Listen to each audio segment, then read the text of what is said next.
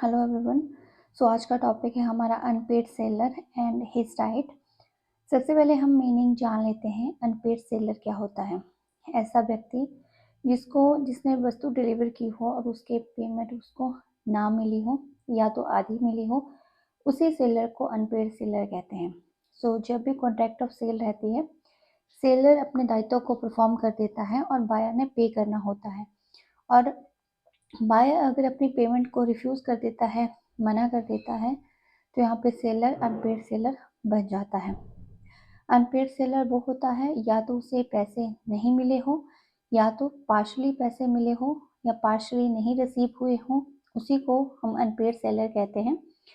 Definition जाने तो unpaid seller यानी कि the whole of the price जिस व्यक्ति को रिसीव ना हुआ हो, उसने अपने ऑब्लिगेशन को पूरा कर दिया है, यानी डिलीवरी ऑफ गुड्स कर दी है, या फिर पोसेशन उसके पास ही है, ऑनरशिप ट्रांसफ़र हो गई है, लेकिन उसकी पेमेंट नहीं मिली है, तो वो अनपेड सेलर होगा। दूसरा, अगर उसके जो चेक है, बिल ऑफ एक्सचेंज है, वो डिसऑनर हो जाते हैं, फिर भी सेलर अनपेड सेलर माना जाएगा। एग्जाम्पल के तौर पे देखते हैं, X sold certain goods to Y 60,000 and Y paid 40,000। X ने Y को वस्तु दी 60,000 की और Y ने सिर्फ 40,000 दिए, बाकी पेमेंट 20,000 नहीं की, तो 20,000 के लिए X अनपेड सेलर होगा। P sold some goods to R 40,000 and received a check and check is dishonor। P ने R को 40,000 की वस्तु दी और 40,000 के ना मतलब उसका चेक जारी किया गया R के द्वारा और चेक डिसऑनर हो गया, तो P यहाँ पे अनपेड सेलर होगा। कंडीशन जानते हैं अनपेड सेलर की। तो unpaid seller of goods can be deemed to unpaid seller. Unpaid seller की गुड्स कब अनपेड मानी जाएगी? He must be unpaid and price must be due, यानी कि जब उसको पेमेंट नहीं होती है और प्राइस ड्यू होता है। एंड अगर प्राइस ड्यू है तो इमीडिएटली वो एक्शंस ले सकता है। अगर bill of exchange, negotiable instrument जो भी है वो डिसऑनर हो जाते हैं, तो वो अनपेड सेलर सामने वाला माना जाएगा। अब बात आती है कि payments made to negotiable instrument. अगर नेगोशिएबल इंस्ट्रूमेंट ऑनर्ड है एंड पेज है तब तो ठीक है, लेकिन नेगोशिएबल इंस्ट्रूमेंट ऑनर्ड नहीं है, ऑनर्ड का मतलब डिसऑनर हो जाते हैं। आपने चेक जारी किया है, 3 मंथ बाद आप डिस्काउंट करवा रहे हो, विद इन 3 मंथ्स आपको करवाना पड़ता है, लेकिन वो डिले के बाद अगर डिसऑनर्ड होता है तो भी वो अनपेड सेलर ही ट्रीट किया जाएगा। Here seller means not only actual seller, but जो भी सेल करने वाला है, may be mercantile agent, may be third, जो भी बिहाफ पे सेलर के बिहाफ पे काम कर रहा है, तो वो उसके बिहाफ पे भी उसको अनपेड सेलर ही बोला जाएगा। राइट ऑफ अनपेड सेलर क्या है? अब राइट की बात करें तो गुड्स के लिए अलग राइट है और बायर के लिए अलग राइट है। अनपेड सेलर के लिए एंगेज टू गुड्स दो तरह के राइट हैं। अगर गुड्स का पोसेशन बायर के पास है, मतलब गुड्स तो ऑनरशिप तो ट्रांसफ़र हो गई है, लेकिन पोसेशन अभी भी बायर के पास है, तो बायर को अधिकार है वस्तु को लियन करने का, अपने पास रखने का, वस्तु को रास्ते में रोकने का और वस्तु को रीसेल करने का। यानी कि जो प्रॉपर्टी है, वो प्रॉपर्टी अभी पोसेशन अभी सेलर के पास है, and where the property of goods are not pass to buyer, और बायर के पास अगर पास नहीं हुई है, तो उस प्रॉपर्टी को होल्ड करने का अधिकार सेलर को है, अनपेड सेलर को है। Against to the buyer, buyer के प्रति उसके क्या अधिकार है? या तो वो डैमेजेस के लिए क्लेम करेगा सेलर, या तो वो प्राइस के लिए क्लेम करेगा, या तो कॉन्ट्रैक्ट को रद्द कर देगा, या तो एक्स्ट्रा इंटरेस्ट अमाउंट के लिए क्लेम करेगा। अब वन बाय वन हम इनको डिस्कस करेंगे। फर्स्ट आता है कि अनपेड सेलर का गुड्स के प्रति क्या अधिकार है, राइट है। तो राइट ऑफ गुड्स दो प्रकार के हैं। Where the property in goods has pass to the buyer, जब प्रॉपर्टी जो है बायर को पास हो जाती है, और जो प्रॉपर्टी गुड्स जो है बायर को पास नहीं होती है। अब यहाँ पे हम बात करेंगे राइट ऑफ लियन की।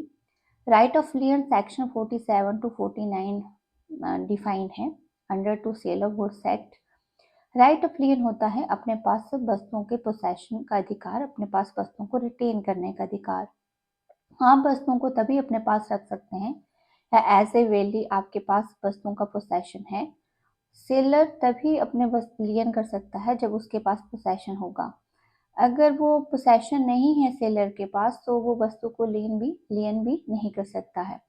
सो lien is the right to retain the possession of goods and refusal to deliver them to the buyer until to price due. जहाँ तक प्राइस ड्यू है और बायर अगर प्राइस नहीं देगा तो उसके बदले यहाँ पे सेलर वस्तुओं को अपने पास रख सकता है जब तक कि वो सामने वाला पेमेंट नहीं करता है। तो right to retain possession of goods, अगर यहाँ पे सामने वाले पार्टी रिफ्यूज कर देती है, अगर मना कर देती है एक्सेप्ट करने के लिए, तो सेलर प्राइजेस के लिए डिमेरिस भी क्लेम कर सकता है। पर बात मैं यहाँ पे लियन की कर रही हूँ, तो अनपेड सेलर को लियन का अधिकार तभी होगा जब वो पोसेशन उसके पास होगा। अगर पोसेशन नहीं है तो लियन भी नहीं कर पाएगा। अनपेड सेलर 3 तरह के केसेस में आप लियन कर सकता है। First, when the goods are sold on the cash basis और पेमेंट आपको रिसीव नहीं हुई हो। जब गुड्स उधार के बेसिस पे सेल की है और उधार का अमाउंट एक्सपायर हो गया है, मतलब वो रिसीव नहीं हुआ है, तो यहाँ सेलर को अधिकार है कि वो लियन कर सकता है। एग्जाम्पल के तौर पे देखें, he sold certain goods to B and price 50,000, allow him to pay price within the 1 month। ए ने बी को गुड्स 50,000 की दी और कहा कि 1 महीने के अंदर आप वस्तुओं को पेमेंट को डिलीवर करें, लेकिन बी यहाँ पे इंस्टॉलमेंट हो जाता है बिफोर टू द टाइम। सो ए यहाँ पे अनपेड सेलर होगा और यहाँ पे उसको प्रॉपर्टी को या गुड्स को लियन करने का अधिकार होगा। रूल ऑफ रिगार्डिंग लियन क्या है? फर्स्ट आता है कि सेलर तभी लियन कर पाएगा जब उसको पोसेशन ऑफ गुड्स उसके पास होगी as a agent, as a bailee for the buyer. And अगर उसके पास पोसेशन नहीं होगी तो वो लियन भी नहीं कर पाएगा। Possession of goods bye seller must not express exclude the right of लियन। जरूरी नहीं कि पोसेशन ऑफ गुड्स जो है वो आप एक्सप्रेस ही करो, ठीक है। द लियन जो है वो एक्चुअल पोसेशन के ऊपर डिपेंडेंट होती है, टाइटल के ऊपर डिपेंडेंट नहीं होती है। मतलब वास्तव में पोसेशन होना चाहिए, टाइटल्स का कोई लेना देना नहीं है उसमें। लियन एक्सरसाइज होती है अनपेड सेलर के थ्रू। अगर अनपेड सेलर होगा वही लियन करेगा। अगर उसके चार्जेस पे कर दी है तो लियन नहीं करेगा। इसके अलावा जो बेयर हाउसेस डॉक चार्जेस के आधार पे लियन नहीं होगा। अगर बेयर हाउस में कोई वस्तु रखी है, डॉक चार्जेस पे कोई वस्तु रखी है, उसका लियन नहीं होगा। और अगर where the unpaid seller has part delivery of the goods, तो जो पार्ट रिमेन बचा है उसी का ही लियन कर पाएगा। जो डिलीवर कर दिया है उसके लिए वो डिमेरिस क्लेम करेगा। एग्जाम्पल के तौर पे देखें, so A sale to B certain quantity of sugar. It is agreed to 4 months shall be given to B allow sugar and remain A warehouse and expiry of the 4 month he does not pay the amount। A ने B को sugar दी और B ने कहा कि ये sugar 4 महीने के लिए ए के वेयर हाउस में रहेगी। ए के वेयर हाउस में 4 महीने रही एंड मंथ्स एक्सपायर हो गए एंड उसके बाद भी उसने पेमेंट नहीं की, तो ए को अधिकार है लियन करने का। अब बात करते हैं टर्मिनेशन ऑफ लियन। लियन कब टर्मिनेट हो जाएगी या पोसेशन कब खत्म हो जाएगा? जब वस्तु कैरियर ट्रक में, रेलवे में आपने चढ़ा दी तो उसके बाद आपका लियन करने का अधिकार खत्म हो जाता है।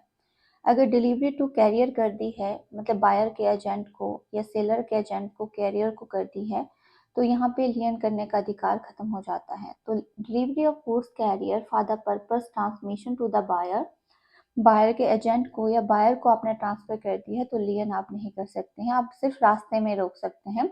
Right of stoppage of transit आपको मिलता है लेकिन लियन करने का अधिकार नहीं मिलता है। And by delivery to the buyer, जब आप बायर के एजेंट को वस्तु डिलीवर कर देते हैं तब आप लियन नहीं कर सकते। अगर वस्तु दोबारा से रिपेयर करने के लिए आपके पास आती है तब भी सेलर लियन नहीं कर पाएगा। एंड बायर वेवर, वेवर का मतलब खुद त्यागते हो कि हमने लियन नहीं करना है। एक्सप्रेस वेवर यानी कि जब बोल के दोनों पार्टी के बीच कॉन्ट्रैक्ट होता है कि सेलर फ्यूचर में अगर पेमेंट नहीं होती है तो वो लियन नहीं करेगा, तो यहाँ पे सेलर वस्तुओं को नहीं रख सकता है। इम्प्लाइड वेवर का मतलब होता है कि जब सेलर ने न्यू फ्रेश क्रेडिट के ऊपर दोबारा से वस्तुएं जारी की हैं, तो जो पुरानी जो क्रेडिट का टर्म एंड कंडीशन होगी वो खत्म हो जाएगी और उस आधार पे लियन नहीं होगा। एंड जब टेंडर के आधार पे प्राइस डिसाइड होते हैं तब भी लियन नहीं सेलर कर सकता है। और जब कोई सेलर एस्टॉपल के थ्रू वस्तुओं को सेल करता है, मतलब टाइटल बाय एस्टॉपल, जब वो खुद एक्चुअली ऑनर नहीं होता है, तब भी उस व्यक्ति को अधिकार नहीं होता कि वो वस्तुओं को लियन कर सके। बात आती है right of the stoppage in transit. Section 50 से 52 को इसको डिफाइन किया गया है सेल ऑफ गुड्स एक्ट में। Right of stoppage of transit का मतलब होता है रास्ते में ही वस्तुओं को रोकना। तो सेलर को, अनपेड सेलर को यह अधिकार है कि वो रास्ते में वस्तुओं को रोक सकता है अगर उसे वस्तुओं की पेमेंट नहीं मिलती है या तो बायर इंसॉल्वेंट हो जाता है। सो गुड्स इन ट्रांजिट को ही हम right of stoppage in transit कहते हैं। मतलब गुड्स इन ट्रांजिट का मतलब रास्ते में वस्तुएं जा रही हैं और यहाँ पे अगर हम रोक रहे हैं उसको, तो right of stoppage in transit होगा। Goods in transit means when the goods are on the way, जब रास्ते में होती हैं और यहाँ पे एक्चुअल बायर उसको रिसीव नहीं करता है या एक्चुअल बायर का एजेंट उसकी पेमेंट नहीं करता है या एक्चुअल बायर उसकी पेमेंट नहीं करता है, तो यह सामने वाली पार्टी अनपेड सेलर होगी और उसको अधिकार होगा वस्तुओं को वापस लाने का जब बायर इंसॉल्वेंट भी होगा या बायर इंसॉल्वेंट हो जाता है। तो यहाँ बात आती है कि जो व्यक्ति जो वस्तुओं को वापस ले आता है, यानी कि जो सेलर होता है जो वस्तुओं को वापस ले आएगा, तो वो दोबारा से वापस डिलीवर नहीं करेगा। उसको अधिकार है या तो वो रीसेल कर दे या तो सामने वाले व्यक्ति जो बायर ने एक्सेप्ट वस्तुओं को नहीं किया तो उसके लिए वो डिमेसिस के लिए क्लेम करें। तो किन किन सर्कमस्टांसेस में हम वस्तुओं को रोक सकते हैं? When the goods in transit, lien खत्म हुआ, ट्रांजिट की व्यवस्था शुरू हो जाती है। यानी कि यहाँ पे सेलर का लियन करने का अधिकार खत्म हुआ तो उसको गुड्स इन ट्रांजिट का मतलब स्टॉपेज इन ट्रांजिट का अधिकार मिल जाएगा। When the goods in transit आप रोक सकते हो। जब बायर इंस्टॉलमेंट होता है तो रास्ते में रोक सकते हैं आप वस्तुओं को। जब सेलर अनपेड सेलर बन जाता है तब भी वस्तुओं को रोक सकते हैं। When the property must have passed from the seller to the buyer, जब seller to buyer property transfer होती है, रास्ते में होती है, तब वस्तुओं को हम रोक सकते हैं। When seller must have parted with the possession of the goods, यानी कि जब सेलर से पोसेशन ऑफ गुड्स ट्रांसफर हो जाती है, बायर की तरफ चली जाती है, तब भी वस्तुओं को रोका जा सकता है। एग्जाम्पल के तौर पे हम देखें, B at Delhi order goods to at Bombay, Delhi से बम्बे को ऑर्डर हुआ। एक consignee to forward the goods to B, और एक कंसाइनी जो है वो गुड्स जो है ए से बी को फॉरवर्ड कर रहा है। On arrival of the Delhi they can taken to be horse and the left there, मतलब जो व्यक्ति है बम्बे वाला उसने बी के बियर हॉर्स में वस्तुओं को छोड़ दिया और बी यहाँ पे वस्तुओं को लेने से मना कर देगा, तो तब भी वस्तु ट्रांजिट में ही मानी जाएगी कि पेमेंट देने से अगर वो मना करता है तो यहाँ पे अनपेड सेलर वस्तुओं को वापस से मंगवा सकते हैं क्योंकि गुड्स इन ट्रांजिट है। नेक्स्ट, ड्यूरेशन ऑफ ट्रांजिट क्या रहती है? ड्यूरेशन ऑफ ट्रांजिट रहती है कि जब सेलर से वस्तुएं बायर के पास जाती है तो वो ड्यूरेशन ऑफ ट्रांजिट माना जाता है। तो गुड्स जब रास्ते का मतलब है कि जब डिलीवर हो जाती है सेलर से किसकी तरफ, बायर की तरफ, तो वो गुड्स इन ट्रांजिट का टाइम पीरियड होता है जब तक बायर उसको एक्सेप्ट नहीं करता है। बायर जब उस डिलीवरी ले लेगा तो वो गुड्स इन ट्रांजिट का जो ड्यूरेशन है वो खत्म हो जाएगा। तो गुड्स इन ट्रांजिट का ड्यूरेशन कब स्टार्ट होता है? जब सेलर वस्तुओं को भेजता है। और खत्म कब होगा? जब मतलब बायर के पास वो डिलीवरी हो जाएगी। सो द कैरियर में होल्ड द गुड्स, कैरियर मतलब कौन गुड्स को ले सकता है? सेलर का एजेंट, जो बेचने वाला है वो वस्तुओं को सेलर का एजेंट ले सकता है। अगर सेलर का एजेंट ले रहा है तो उसको लियन करने का अधिकार है, तो वो रास्ते में नहीं रोक सकता। अगर बायर का एजेंट वस्तुओं को रिसीव कर रहा है तो बायर के एजेंट के द्वारा रास्ते में वो वस्तुओं को रोक सकता है। इंडिपेंडेंट कॉन्ट्रैक्टर भी वस्तुओं को रिसीव कर सकता है on behalf of the seller या buyer in case seller has and can exercise the right to stoppage in transit. अगर इंडिपेंडेंट कॉन्ट्रैक्टर वस्तुओं को लेके जा रहा है तब भी अधिकार है कि रास्ते में सेलर वस्तुओं को रोक सकता है। बात करते हैं when transit come to end, मतलब ट्रांजिट कब समाप्त होगी। First, if the buyer and his agent obtain delivery of the goods before to arrival, मतलब रास्ते में अराइवल से पहले ही अगर बायर या बायर का एजेंट वस्तुओं को एक्सेप्ट कर लेता है तो गुड्स इन ट्रांजिट एंड हो जाएगी। Second, if after the arrival of goods at appointed destination the carrier and other values acknowledged to the buyer is agent hold and behalf of continued possession of the goods. जब buyer का कोई जानने वाला या buyer के behalf पे कोई third party या बायर के बिहाफ पे एजेंट उस वस्तुओं को अपने लिए हैंड ओवर कर देता है या वस्तुएं उसके पास चली जाती हैं तो गुड्स इन ट्रांजिट एंड हो जाती हैं. In case carrier unwillingly wrongfully refuse to deliver the goods to the buyer, his agent. अगर यहाँ पे जो कैरियर है ले जाने वाला है वो बायर को रिफ्यूज कर देता है वस्तु देने के लिए तो गुड्स इन ट्रांजिट यहाँ एंड हो जाएगी. Where goods are delivered to the carrier, hire and buyer, transit come to end.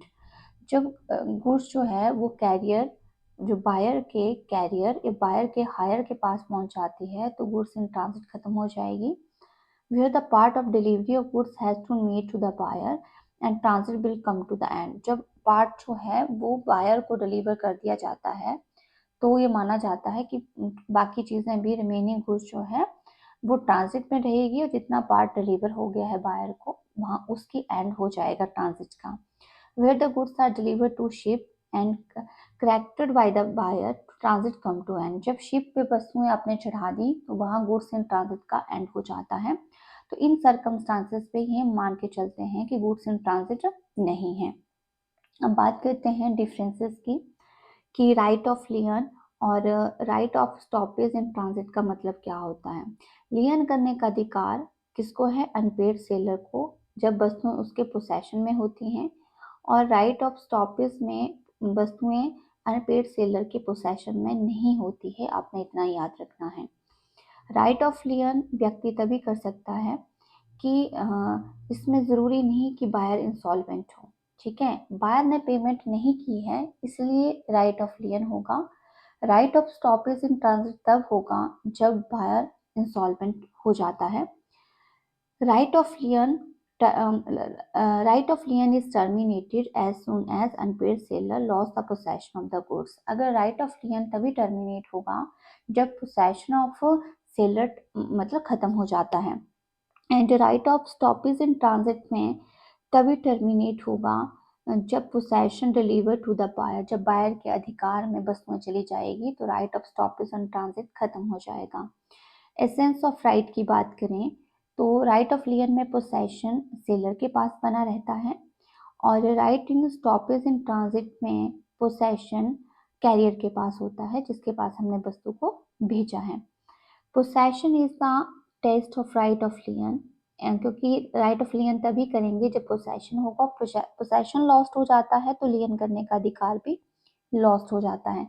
And non delivery of goods by the carrier to the buyer is to the end of the goods in transit. अगर वहाँ career जो ले जाने वाला है वही अगर buyer को वस्तु नहीं देगा तो गुड्स इन ट्रांजिट स्टॉप हो जाएगी, खत्म हो जाएगी.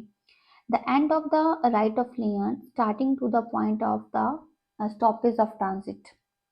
जब राइट ऑफ लियन खत्म हो जाएगी जब स्टॉपेज ऑफ ट्रांजिट शुरू हो जाती है. स्टॉपेज ऑफ ट्रांजिट बिगिनिंग होता है ending of the right of लियन. ये मैंने आपको पहले ही डिस्कस कर दिया है. राइट ऑफ रीसेल क्या होता है? सेक्शन 54 के तहत जब सेलर को दोबारा से अधिकार मिल जाता है वस्तुओं को सेल करने का, जो वस्तु सेल हो चुकी है उसी को सेल करने का, तो उसी को ही हम रीसेल कहते हैं. तो right of resale is a very valuable right to the unpaid seller. जो अनपेड सेलर है उसी को राइट होता है कि दोबारा से वस्तुओं को बेच सकें. So unpaid seller other right engage to the goods and they have to right of lien. Unpaid seller lien कर सकता है, रास्ते में वस्तुओं को रोक सकता है. पर राइट ऑफ रीसेल कब होगा उसे? जब वस्तुएं पेरिशेबल नेचर की हैं यानी कि वस्तुएं पोसेशन सेलर के पास है और अगर रास्ते में भी रोकी है तो यहाँ वस्तु खराब होने वाली है, जल्दी खराब होने वाली है, तो ये अधिकार है कि वो वस्तु को बेच सकता है. And where the give notice to the buyer intention to resell the goods. यहाँ पे सेलर को बायर को नोटिस देना पड़ेगा, बताना पड़ेगा कि क्यों वो रिसेल कर रहा है. मे बी उसने टाइमली पेमेंट नहीं की हो या तो वस्तुओं को एक्सेप्ट नहीं किया हो इसलिए रिसेल कर रहा है, वो भी बताना पड़ेगा. तो रिसेल करते वक्त क्या चीज़ ध्यान रखनी है? Seller can resell the goods within the reasonable time. और सेलर जो है वो ब्रीच ऑफ कॉन्ट्रैक्ट की रिकवरी ले सकता है. Seller shall be entitled to the profit as resale. जो भी उसको प्रॉफिट है, सरप्लसेस हैं, वो रिसेल में ले सकता है। And where the seller express reserve right to resale, in such case buyer should make default। यानी कि रिसेल करने का अधिकार तभी है जब बायर डिफॉल्ट करेगा। बायर डिफॉल्ट का मतलब बायर ने या तो वस्तु को एक्सेप्ट नहीं किया है या तो उसकी पेमेंट नहीं की है। तो सेलर डैमेजेस के लिए क्लेम कर सकता है किससे? जिसने वस्तु की पेमेंट नहीं की है, और यहाँ पे बायर को रिसेल करने का नोटिस दे सकता है। If the goods resold by seller without giving any notice, तो वो बाकी डैमेजेस के लिए, लॉसेस के लिए क्लेम बायर से नहीं करेगा। तो यहाँ नोटिस देना पड़ेगा, नोटिस के बिना वो बाकी चीज़ों के लिए फिर बायर से क्लेम नहीं कर सकता है। Right of the withholding delivery, so where the property in goods has not pass to the buyer, अगर बायर के पास प्रॉपर्टी की मतलब ट्रांसफ़र नहीं हुई है, तो अनपेड सेलर को रेमेडीज हैं पर्सनली वो बायर से जो delivery of good subject matter के आधार पे जो उसने मना किया है, पेमेंट नहीं की है, तो उसको सिमिलर अधिकार होता है right of लियन and stoppage in transit करने का। तो अगर वस्तु उधार पे अगर ट्रांसफ़र की गई है तब भी उसको लियन करने का अधिकार है, मतलब वस्तु को रोकने का अधिकार है, विद होल्डिंग डिलीवरी, डिलीवरी से पहले उसको लियन करने का, या फिर जब तक बायर के पास वस्तु नहीं पहुंची है और रास्ते में रोकने का अधिकार है। अब बात करते हैं right engage to the buyer personally, मतलब बायर से पर्सनली सेलर को, अनपेड सेलर को क्या अधिकार है। तो पहला आता है स्वीट फॉर द प्राइस, मतलब प्राइस के लिए क्लेम करेगा। अगर यहाँ पे when the property has passed, where under the contract of sale property in goods has passed to the buyer and buyer wrongfully refuse that, मतलब बायर जो मना कर देता है कि मुझे वस्तु नहीं चाहिए, तो जितने की प्राइजेस थे वस्तु की उतना वो क्लेम सेलर कर सकता है, अनपेड सेलर उतना मांग सकता है। दूसरा, where the property has not passed, यानी कि प्रॉपर्टी यहाँ पे पास नहीं हुई है, बायर को नहीं दी है, फिर भी बायर ने लेने से मना कर दिया है, तो सेलर यहाँ प्राइजेस के लिए क्लेम कर सकता है। यहाँ पे भी प्राइजेस के लिए वो क्लेम कर सकता है। तो दोनों ही केसेस में चाहे प्रॉपर्टी पास हो गई है, मैं पास का मतलब है बायर तक पहुँच गई है, वहाँ पे भी जाके वो मना कर रहा है, और जब प्रॉपर्टी बायर के पास नहीं पहुंची उससे पहले ही वो मना कर दे रहा है, दोनों ही केसेस में वो प्राइस के लिए क्लेम कर सकता है। दूसरा क्लेम कर सकता है वो डैमेजेस के लिए। जब व्यक्ति वस्तुओं को एक्सेप्ट करने के लिए मना कर देता है, यानी बायर जब वस्तुओं को एक्सेप्ट नहीं करता है, तो सेलर यहाँ पे डैमेजेस के लिए क्लेम कर सकता है। So where the seller deliver the goods but buyer wrongfully neglected, मतलब बायर यहाँ पे मना नहीं करता तो डैमेजेस के लिए क्लेम कर सकता है। अब डैमेजेस जो है वो जब ब्रीच ऑफ कॉन्ट्रैक्ट होता है उसमें अलग अलग प्रकार के डैमेजेस के टाइप्स हैं, वो कोर्ट के ऊपर भी डिपेंड करता है कि किस तरह के डैमेजेस यहाँ पे मिलेंगे, किस तरह का लॉस हुआ है, डायरेक्टली हुआ है या इनडायरेक्टली हुआ है, इमोशनली हुआ है, वो उस तरह के डैमेजेस यहाँ पे फॉल होते हैं। नेक्स्ट है repudiation of the contract before the due date, due date से पहले अगर कॉन्ट्रैक्ट बायर के द्वारा रद्द कर दिया जाता है तो सेलर यहाँ पे क्लेम कर सकता है, डैमेजेस के लिए क्लेम कर सकता है, प्राइस के लिए क्लेम कर सकता है। साथ में sue for interest, sue for interest section 61 में डिफाइन है। इंटरेस्ट का मतलब है कि यहाँ पे बायर को अगर पेमेंट करने के लिए बोला है, डैमेजेस देने के लिए बोला है, और विद इन टाइम वो अगर नहीं देता है तो इंटरेस्ट का अमाउंट भी साथ में सेलर को, अनपेड सेलर को देना पड़ेगा। तो सेलर को यहाँ अगर कोई सामने वाला व्यक्ति प्राइजेस, एक तो सेलर को अधिकार है कि वो प्राइजेस के लिए क्लेम कर सकता है, प्राइजेस के साथ वो इंटरेस्ट के लिए भी क्लेम कर सकता है अगर बायर अमाउंट पे नहीं करता है। तो बायर ने अगर वस्तुओं को रिसीव कर लिया और उसका अमाउंट वो पे नहीं कर रहा है, तो वो अमाउंट के साथ साथ जो इंटरेस्ट अमाउंट उसका बनता है उसके लिए भी क्लेम कर सकता है। Remedy for breach of the contract of sale, अब कॉन्ट्रैक्ट ऑफ सेल का अगर ब्रीच हो रही है तो दोनों को रेमेडीज होती है, बायर को भी मिलती है, सेलर को भी मिलती है। तो सेलर क्या कर सकता है, स्वीट फॉर प्राइसेस, प्राइसेस के लिए क्लेम कर सकता है, जितना उसका प्राइसेस था कॉन्ट्रैक्ट में जितना उसने डिलीवर करना था। स्वीट फॉर द डैमेजेस, अगर सामने वाली पार्टी वस्तु को एक्सेप्ट नहीं कर रही है तो जितना लॉस हुआ है वो डैमेजेस के लिए क्लेम कर सकता है। डैमेजेस जो है वो कम या ज़्यादा हो सकती है। Suit for damages repudiation to contrary to buyer before the due date, due date से पहले ही अगर सामने वाली पार्टी कॉन्ट्रैक्ट को रद्द कर देती है, मतलब यहाँ पर बायर कॉन्ट्रैक्ट को रद्द कर देता है, तब वो डैमेजेस के लिए क्लेम कर सकता है। साथ में sweet for the interest, interest का मतलब है कि जो अमाउंट ड्यू था उसके साथ साथ इंटरेस्ट भी उसके साथ जोड़ के क्लेम करना। बायर को क्या अधिकार है, suit for damages for non delivery, अगर सेलर वस्तुओं की डिलीवरी टाइमली नहीं करता है तो बायर को अधिकार है कि वो डैमेजेस क्लेम करे नॉन डिलीवरी के लिए। सेकंड, स्पेसिफिक परफॉर्मेंस के लिए बोलना। अगर सेलर ने अपनी प्रॉमिस को पूरा नहीं किया है, विद इन द टाइम वस्तुओं को डिलीवर नहीं किया है, ब्रीच ऑफ कॉन्ट्रैक्ट किया है, कॉन्ट्रैक्ट को रद्द कर दिया है, तो बायर यहाँ अपील कर सकता है कोर्ट से कि स्पेसिफिक परफॉर्मेंस करे, स्पेसिफिक परफॉर्मेंस दें। Sweet for the breach of warranty. अगर ब्रीच ऑफ वारंटी हुई है, मैंने कहा था कि ब्रीच ऑफ वारंटी का मतलब ये नहीं होता कि कॉन्ट्रैक्ट को रद्द कर देना। अगर ब्रीच ऑफ वारंटी हुई है तो उसके आधार पर जितना भी लॉस हुआ है वो लॉस की भरपाई बायर सेलर से ले सकता है। या तो वो डैमेजेस के लिए क्लेम करेगा या तो वो प्राइसेस के लिए क्लेम करेगा। तो सेलर के अगेंस्ट ब्रीच ऑफ वारंटी हुई है तो वो प्राइसेस को एक्सटेंशन कर सकता है, प्राइसेस के लिए क्लेम कर सकता है। दूसरा, ब्रीच ऑफ वारंटी हुई तो वो डैमेजेस के लिए क्लेम कर सकता है। अगर कॉन्ट्रैक्ट ड्यू डेट से पहले ही अगर रद्द हो जाता है और सेलर ड्यू डेट से पहले रद्द कर देता है तो बायर को अधिकार है डैमेजेस क्लेम करने के लिए। नेक्स्ट अधिकार आता है स्वीट फॉर इंटरेस्ट। अब इंटरेस्ट का अमाउंट है तो इंटरेस्ट के लिए अनपेड सेलर क्लेम करेगा। अगर अनपेड सेलर को amount with in the time नहीं मिलता है या बायर टाइमली पेमेंट नहीं करता है तो यहाँ कोर्ट ऑर्डर दे सकता है कि प्राइजेस के साथ साथ इंटरेस्ट भी जो है वो बायर सेलर को पे करेगा, देगा। या ब्रीच ऑफ कॉन्ट्रैक्ट हुआ है तो उस केसेस में जो भी पेमेंट होगी वो इंटरेस्ट के साथ उसको डिलीवर की जाएगी। तो ये चैप्टर था हमारा अनपेड सेलर का।